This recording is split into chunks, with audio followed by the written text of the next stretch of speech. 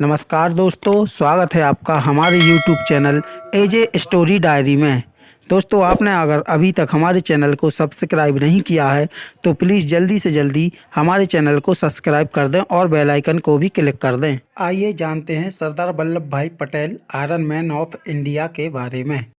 सरदार पटेल का पूरा नाम वल्लभ भाई झावेजार पटेल, जो सरदार पटेल के नाम से लोकप्रिय थे, एक भारतीय राजनीतिज्ञ थे। उन्होंने भारत के पहले उप प्रधानमंत्री के रूप में कार्य किया था। वे एक भारतीय अधिवक्ता और राजनेता थे जो भारतीय राष्ट्रीय कांग्रेस के एक वरिष्ठ नेता और भारतीय गणराज्य के संस्थापक पिता थे, जिन्होंने स्वतंत्रता के लिए देश के संघर्ष में अग्रणी भूमिका निभाई और एक एकीकृत स्वतंत्र राष्ट्र में अपने एकीकरण का मार्गदर्शन किया। भारत और अन्य जगहों पर उन्हें अक्सर हिंदी, उर्दू और फारसी में सरदार कहा जाता था, जिसका अर्थ है प्रमुख। उन्होंने भारत के राजनीतिक एकीकरण और 1947 के भारत पाकिस्तान युद्ध के दौरान गृह मंत्री के रूप में कार्य किया। सरदार वल्लभ भाई पटेल का जन्म 31 अक्टूबर 1875 नडियाद, बम्बई प्रेसिडेंटी, ब्रिटिश भारत में हुआ। इनकी मृत्यु 15 दिसंबर 1950 को 75 साल की उम्र में बॉम्बे राज्य में हुई। इनकी भारतीय राष्ट्रीयता भारतीय थी। राजनीतिक दल भारतीय राष्ट्रीय कांग्रेस। इनके बच्चों का नाम मणिबेन पटेल, दादाभाई पटेल तथा इनकी शैक्षणिक संबद्धता मिडिल टेम्पल तथा इनका पेशा वकालत और राजनीति था। जीवन परिचय। पटेल का जन्म नडियाड, गुजरात में एक लेवा पटेल पाटीदार जाति में हुआ था। ये झावेर भाई पटेल एवं लाडवा देवी के चौथी संतान थे। शोभा भाई, नरसी भाई और पिट्ठल भाई उनके अग्रज थे। उनकी शिक्षा मुख्यतः स्वाध्याय से ही हुई। लंदन जाकर उन्होंने बैरिस्टर की पढ़ाई की और वापस आकर अहमदाबाद में वकालत करने लगे। महात्मा गांधी के विचारों से प्रेरित होकर उन्होंने भारत के स्वतंत्रता आंदोलन में भाग लिया। खेड़ा संघर्ष। स्वतंत्रता आंदोलन में सरदार पटेल का सबसे पहला और बड़ा योगदान 1918 में खेड़ा संघर्ष में हुआ। गुजरात का खेड़ा खंड डिवीज़न उन दिनों भयंकर सूखे की चपेट में था। किसानों ने अग्रज सरकार से भारी कर में छूट की मांग की। जब यह स्वीकार नहीं किया गया तो सरदार पटेल, गांधी जी एवं अन्य लोगों ने किसान का नेतृत्व किया और उन्हें कर न देने के लिए प्रेरित किया। अंत में सरकार झुकी और उस वर्ष करों में राहत दी गई। वह सरदार पटेल की पहली सफलता थी। सरदार पटेल का मुख्य लेख बारडोली सत्याग्रह था। बारडोली सत्याग्रह भारतीय स्वाधीनता संग्राम के दौरान वर्ष 1928 में गुजरात में हुआ एक मुख्य किसान आंदोलन था, जिसका नेतृत्व वल्लभ भाई पटेल ने किया। उस समय प्रांतीय सरकार ने किसानों की लगान में 30% तक की वृद्धि कर दी थी। पटेल ने इस लगान वृद्धि का जमकर विरोध किया। सरदार ने इस सत्याग्रह आंदोलन को कुचलने के लिए कठोर कदम उठाए, पर अंततः विवश होकर उसे किसानों की मांगों को मानना पड़ा। एक न्यायिक अधिकारी ब्लूमफील्ड और एक राजस्व अधिकारी मैक्सवेल ने संपूर्ण मामलों की जांच कर 22% लगान वृद्धि को गलत ठहराते हुए इसे घटाकर 6.3% कर दिया। इस सत्याग्रह आंदोलन के सफल होने के बाद वहां की महिलाओं ने वल्लभ भाई पटेल को सरदार की उपाधि प्रदान की। किसान संघर्ष एवं राष्ट्रीय स्वाधीनता संग्राम के अंतर संबंधों की व्याख्या बारडोली किसान संघर्ष के संदर्भ में करते हुए गांधी जी ने कहा कि इस तरह का हर्ष संघर्ष, हर कोशिश हमें स्वराज के करीब पहुंची रही है और हम सबको स्वराज की मंजिल तक पहुंचाने में संघर्ष सीधे स्वराज के लिए संघर्ष से कहीं ज़्यादा सहायक सिद्ध हो सकते हैं। आज़ादी के बाद यद्यपि अधिकांश प्रांतीय कांग्रेस समितियां पटेल के पक्ष में थीं, गांधी जी की इच्छा का आदर करते हुए पटेल जी ने प्रधानमंत्री पद की दौड़ से अपने को दूर रखा और इसके लिए नेहरू का समर्थन किया। उन्हें उप प्रधानमंत्री एवं गृह मंत्री का कार्य सौंपा गया, किंतु इसके बाद भी नेहरू और पटेल के संबंध तनावपूर्ण ही रहे। इसके चलते कई अवसरों पर दोनों ने ही अपने पद का त्याग करने की धमकी दे दी थी। गृह राज्य के रूप में उनकी पहली प्राथमिकता देशी रियासतों, राज्यों को भारत में मिलाना था। इसको उन्होंने बिना कोई खून बहाए संपादित कर दिखाया। केवल हैदराबाद स्टेट के ऑपरेशन पोलो के लिए उनको सेना भेजनी पड़ी।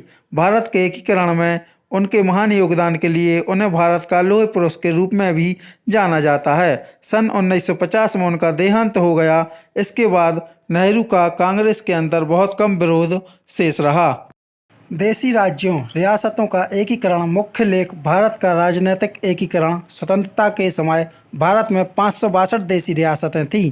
इसका क्षेत्रफल भारत का 40% था। सरदार पटेल ने आज़ादी के ठीक पूर्व संक्रमण काल में ही बीपी मेनन के साथ मिलकर कई देशी राज्यों को भारत में मिलाने के लिए कार्य आरंभ कर दिया था। पटेल और मेनन ने देशी राजाओं जाया कि उन्हें स्वायत्तता देना संभव नहीं होगा। इसके परिणाम स्वरूप 3 को छोड़कर शेष सभी राजवाड़ों ने स्वेच्छा से भारत में विलय का प्रस्ताव स्वीकार कर लिया। केवल जम्मू एवं कश्मीर, जूनागढ़ तथा हैदराबाद स्टेट के राजाओं ने ऐसा करना नहीं स्वीकारा। जूनागढ़ सौराष्ट्र के पास एक छोटी रियासत थी और चारों ओर से भारतीय भूमि से घिरी थी। वह पाकिस्तान के समीप नहीं थी। वहाँ के नवाब ने 15 अगस्त 1947 को पाकिस्तान में विलय की घोषणा कर दी। राज्य की सर्वाधिक जनता हिंदू थी और भारत विलय चाहती थी। नवाब के विरुद्ध बहुत विरोध हुआ तो भारतीय सेना जूनागढ़ में प्रवेश कर गई। नवाब भागकर पाकिस्तान चला गया और 9 नवंबर 1947 को जूनागढ़ भी भारत में मिल गया। फरवरी 1948 में वहाँ जनमत संग्रह कराया गया जो भारत में विलय के पक्ष में रहा। हैदराबाद भारत की सबसे बड़ी रियासत थी जो चारों ओर से भारतीय भूमि से घिरी थी। वहाँ के निजाम ने पाकिस्तान को प्रोत्साहन से स्वतंत्र राज्य का दावा किया और अपनी सेना बढ़ाने लगा। वह ढेर सारे हथियार आयात करता रहा। पटेल चिंतित हो उठे। अंततः भारतीय सेना 13 सितंबर 1948 को हैदराबाद में प्रवेश कर गई। 3 दिनों के बाद निजाम ने आत्मसमर्पण कर दिया और नवंबर 1948 में भारत में विलय का प्रस्ताव स्वीकार कर लिया। नेहरू ने कश्मीर को यह कहकर अपने पास रख लिया कि यह समझाए यह समस्या एक अंतर्राष्ट्रीय समस्या है। कश्मीर समस्या को संयुक्त राष्ट्र संघ में ले गए और अलगाववादी ताकतों के कारण कश्मीर की समस्या दिनों दिन बढ़ती गई। 5 अगस्त 2019 को प्रधानमंत्री मोदी जी और गृह मंत्री अमित शाह जी के प्रयास से कश्मीर को विशेष राज्य का दर्जा देने वाला अनुच्छेद 370 और 35A समाप्त हुआ। कश्मीर भारत का अभिन्न अंग बन गया और सरदार पटेल का भारत को अखंड बनाने का स्वप्न साकार हुआ। 31 अक्टूबर 2019 को जम्मू कश्मीर में 2 केंद्र शासित प्रदेश अस्तित्व में आए। अब जम्मू कश्मीर केंद्र के अधीन रहेगा और भारत के सभी कानून वहां लागू होंगे। कश्मीर समस्या को संयुक्त राष्ट्र संघ में ले गए और पटेल जी को कृतज्ञ राष्ट्र की यह सच्ची श्रद्धांजलि है।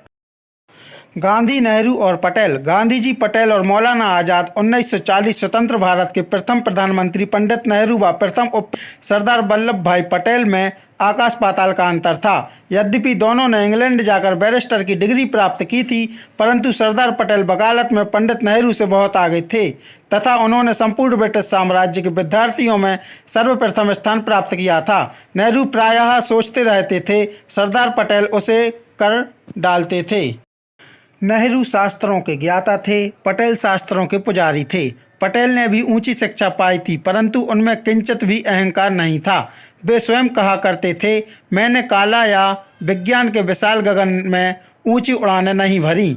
मेरा विकास कच्ची झोपड़ियों में, गरीब किसान के खेतों की भूमि और शहरों के गंदे मकानों में हुआ है। पंडित नेहरू को गांव की गंदगी तथा जीवन से चिढ़ थी। पंडित नेहरू अंतर्राष्ट्रीय ख्याति के इच्छुक थे तथा समाजवादी प्रधानमंत्री बनना चाहते थे। देश की स्वतंत्रता के पश्चात सरदार पटेल उप प्रधानमंत्री के साथ प्रथम गृह सूचना तथा रियासत विभाग के मंत्री भी थे। सरदार पटेल की महानतम देन थी 562 छोटी बड़ी रियासतों का भारतीय संघ में विलीनीकरण करके भारतीय एकता का निर्माण करना। विश्व के इतिहास में एक भी व्यक्ति ऐसा न हुआ जिसने इतनी बड़ी संख्या में राज्यों का एकीकरण करने का साहस किया हो। 5 जुलाई 1947 को एक रियासत विभाग की स्थापना की गई थी। एक बार उन्होंने सुना कि बस्तर की रियासत में कच्चे सोने का बड़ा भारी क्षेत्र है और इस भूमि को दीर्घकालिक पट्टे पर हैदराबाद के चाहती है। उसी दिन वे परेशान हो उठे। उन्होंने अपना एक थैला उठाया बीपी मेनन के साथ लिया और चल पड़े। वहाँ 250 रियासतें थीं, कुछ तो केवल 20-20 गांव की थीं। सबका एकीकरण किया। एक शाम मुंबई पहुंचे आसपास के राजाओं से बातचीत की और उनकी राजसत्ता अपने थैले में डालकर चल दिए। पटेल पंजाब गए। पटियाला का खजाना देखा तो खाली था।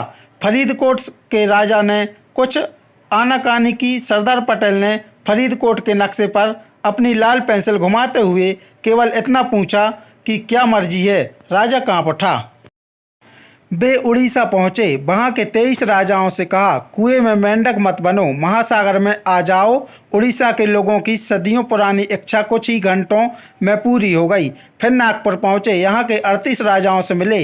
इन्हें सैल्यूट स्टेट कहा जाता था, यानी जब कोई इनसे मिलने जाता तो तोप छोड़कर सलामी दी जाती थी। पटेल ने इन राजाओं की बादशाहत को आखिरी सलामी दी। इसी तरह वे कठियावाड़ पहुंचे। आखिर 15 अगस्त 1947 तक केवल 3 रियासतें कश्मीर, जूनागढ़ और हैदराबाद छोड़कर उस लोहे पुरुष ने सभी रियासतों को भारत में मिला दिया। इन 3 रियासतों में भी जूनागढ़ को 9 नवंबर 1947 को मिला लिया गया तथा जूनागढ़ का नवाब पाकिस्तान भाग गया। 13 नवंबर को सरदार पटेल ने सोमनाथ के भग्न मंदिर में पुनर्निर्माण का संकल्प लिया, जो पंडित नेहरू के तीव्र विरोध के पश्चात भी बना। 1948 में हैदराबाद भी केवल 4 दिन की पुलिस कार्रवाई द्वारा मिला लिया गया। ना कोई बम चला, ना कोई क्रांति हुई, जैसा कि डराया जा रहा था। जहां तक कश्मीर रियासत का प्रश्न है, इसे पंडित नेहरू ने स्वयं अपने अधिकार में मिला लिया हुआ था। परंतु यह सत्य है कि सरदार पटेल कश्मीर में जनमत संग्रह तथा कश्मीर के मुद्दे को संयुक्त राष्ट्र संघ में ले जाने पर बेहद दुविध थे। निसंदेह सरदार पटेल द्वारा यह 562 रियासतों का एकीकरण विश्व इतिहास का एक आश्चर्य था। भारत की यह रक्तहीन क्रांति थी। महात्मा गांधी ने सरदार पटेल को इन रियासतों के बारे में लिखा था। रियासतों की समस्या इतनी जटिल थी जिसे केवल तुम ही हल कर सकते थे। यद्यपि विदेश विभाग पंडित नेहरू का कार्य क्षेत्र था, परंतु कई बार उप प्रधानमंत्री होने के नाते कैबिनेट की विदेश विभाग समिति में उनका जाना होता था। उनकी दूरदर्शिता का लाभ यदि उस समय लिया जाता तो अनेक वर्तमान समस्याओं का जन्म न होता। 1950 में पंडित नेहरू को लिखे एक पत्र में पटेल ने चीन तथा उसकी तिब्बत के प्रति नीति से सावधान किया था और चीन का रवैया कपटपूर्ण तथा विश्वघाती बतलाया था। अपने पत्र में चीन को अपना दुश्मन, उसके व्यवहार को अभद्रतापूर्ण और चीन के पत्रों की भाषा को किसी दोस्त की नहीं, भावी शत्रु की भाषा कहा था। उन्होंने यह भी लिखा था कि तिब्बत पर चीन का कब्जा नई समस्याओं को जन्म देगा। 1950 में नेपाल के संदर्भ में लिखे पत्रों से भी पंडित नेहरू सहमत न थे। 1950 में ही गोवा की स्वतंत्रता के संबंध में चली 2 घंटे की कैबिनेट बैठक में लंबी वार्ता सुनने के पश्चात सरदार पटेल ने केवल इतना कहा, क्या हम गोवा जाएंगे?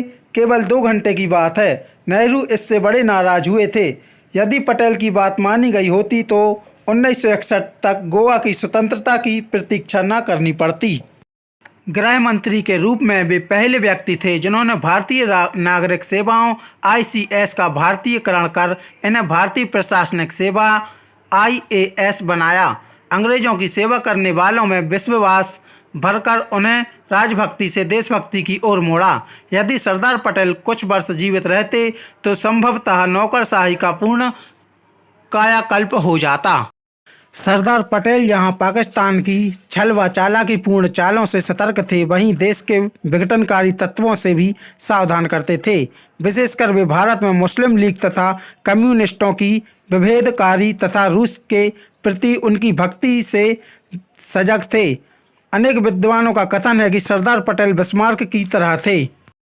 लेकिन लंदन के टाइम्स ने लिखा था, बिस्मार्क की सफलताएं पटेल के सामने महत्वहीन रह जाती हैं।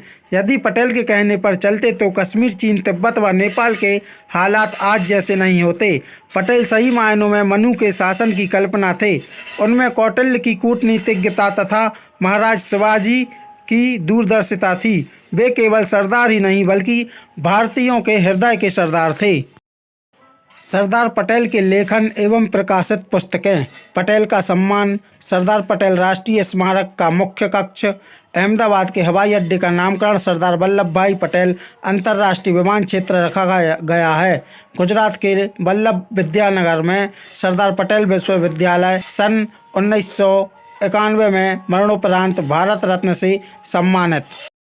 अन्य संस्थाएं एवं स्मारक: सरदार पटेल स्मारक ट्रस्ट, सरदार वल्लभ भाई पटेल राष्ट्रीय स्मारक अहमदाबाद, सरदार सरोवर बांध गुजरात, सरदार पटेल पुलिस सुरक्षा एवं आपराधिक न्याय विश्वविद्यालय जोधपुर, सरदार वल्लभ भाई पटेल राष्ट्रीय पुलिस अकादमी हैदराबाद, सरदार वल्लभ भाई पटेल पुलिस संग्रहालय कोल्लम, सरदार वल्लभ भाई पटेल कृषि एवं प्रौद्योगिकी विश्वविद्यालय, सरदार वल्लभ भाई पटेल राष्ट्रीय प्रौद्योगिकी संस्थान सूरत, सरदार पटेल प्रौद्योगिकी संस्थान बसाड़, सरदार पटेल प्रौद्योगिकी संस्थान मुंबई, सरदार पटेल इंजीनियरिंग कॉलेज मुंबई, सरदार पटेल विश्वविद्यालय नई दिल्ली, सरदार वल्लभ भाई पटेल चौक उत्तर प्रदेश के प्रतापगढ़ जिले के कटरा गुलाबशह में सरदार पटेल स्टेडियम, सरदार वल्लभ भाई पटेल स्टेडियम अहमदाबाद, वल्लभ भाई पटेल वन संस्थान, स्टैचू ऑफ यूनिटी, मुख्य लेक स्टैचू ऑफ यूनिटी। इसकी ऊंचाई 240 मीटर है,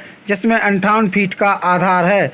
मूर्ति की ऊंचाई 182 मीटर है, जो स्टैचू ऑफ लिबर्टी से लगभग 2 गुनी ऊंची है। 31 अक्टूबर 2013 को सरदार वल्लभ भाई पटेल की 137वीं जयंती के मौके पर गुजरात के तत्कालीन मुख्यमंत्री नरेंद्र मोदी ने गुजरात के नर्मदा जिले में सरदार वल्लभ भाई पटेल के एक नए स्मारक का शिलान्यास किया। यहां लोहे से निर्मित सरदार वल्लभ भाई पटेल की एक विशाल प्रतिमा लगाने का निश्चय किया गया। अतः इस स्मारक का नाम एकता की मूर्ति स्टैचू ऑफ यूनिटी रखा गया है। प्रस्तावित प्रतिमा को एक छोटे चट्टानी द्वीप साधु बेट पर स्थापित किया गया है, जो केवड़िया में सरदार सरोवर बांध के सामने नर्मदा नदी के बीच स्थित है। 2018 में तैयार इस प्रतिमा को प्रधानमंत्री मोदी जी ने 31 अक्टूबर 2018 को राष्ट्र को समर्पित किया। यह प्रतिमा 5 वर्षों में लगभग 3000 करोड़ रुपए की लागत से तैयार हुई है।